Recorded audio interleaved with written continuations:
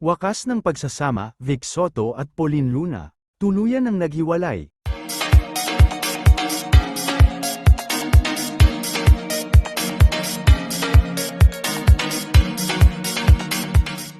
Matapos ang mga espekulasyon at usap-usapan, tuluyan ng naghiwalay sina Vic Soto at Pauline Luna, ayon sa mga malapit sa kanila. Matagal na nilang sinusubukan ayusin ang kanilang relasyon, ngunit sa kabila ng kanilang pagsisikap, nauwi pa rin ito sa hiwalayan. Ikinagulat ito ng kanilang mga tagahanga, lalo na't kilalang masaya ang kanilang pamilya. Sinabi ni Pauline na gagawin niya ang lahat para sa kapakanan ng kanilang anak.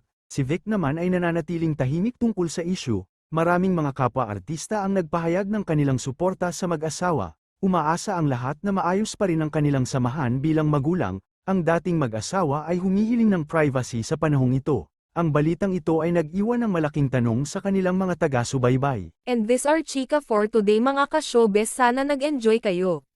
Don't forget to like, share, subscribe and click the notification bell for more updates.